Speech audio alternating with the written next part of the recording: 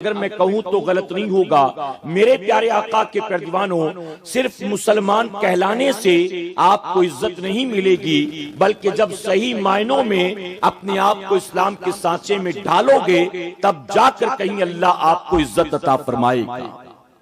ایک نوجوان تلاش کرتا کرتا کرتا کرتا ایک بزرگ کے پاس پہنچا۔ اب یہاں بزرگ سے مراد کوئی صوفی، کوئی ولی، کوئی کتب ابدال نہیں، بلکہ ایک بوڑھا آدمی جو دوپہر کے وقت کھیت میں کام کر رہا تھا، مزدوری کر رہا تھا۔ وہ نوجوان ان کے قریب گیا اور قریب جا کر کہتا ہے کہ بابا میں آپ سے ایک سوال پوچھنا چاہتا ہوں۔ بزرگ نے کہا بتاؤ بیٹا کیا سوال ہے؟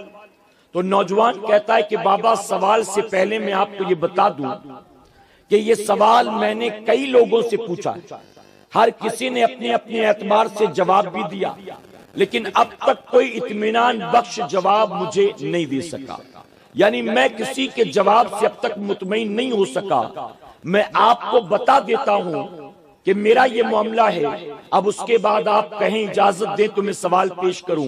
تو جانتے اس بوڑھے آدمی نے کیا کہا؟ اس مزدور نے کہا کہ بیٹا میں پڑھا لکھا تو نہیں ہوں، ہاں البتہ تم مجھ سے سوال کر، ممکن ہے کہ تجربے کی بنیاد میں تجھے سوال کا جواب دے دوں۔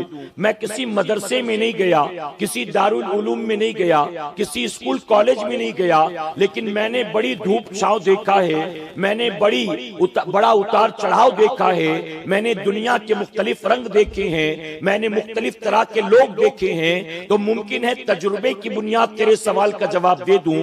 بتا بیٹا تیرا سوال کیا ہے؟ تو جانتے اس نوجوان نے کیا سوال کیا؟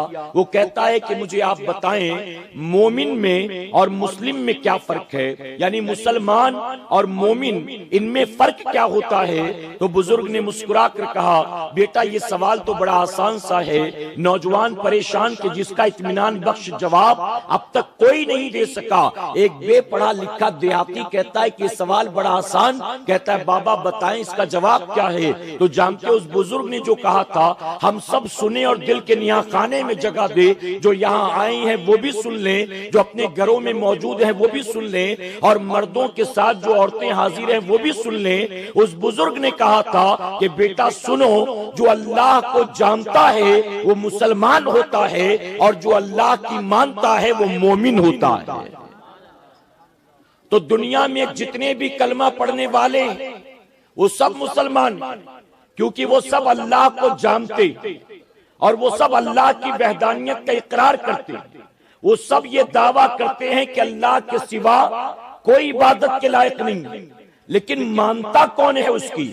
تو جانتے تو سارے ہیں، اس لیے وہ سب مسلمان ہیں، لیکن جو صرف جانتا نہیں ہے بلکہ جانتا بھی ہے اور اللہ کی مانتا بھی ہے، صحیح معنوں میں وہ کامل مومن ہوا کرتا۔ اب میں آپ سے پوچھتا ہوں، اپنے سینے پر ہاتھ رکھ کر ذرا ہم فیصلہ کریں خود۔ مبلغ صاحب کہیں گے، مولانا صاحب کہیں گے، حافظ صاحب کہیں گے تو برا لگے گا۔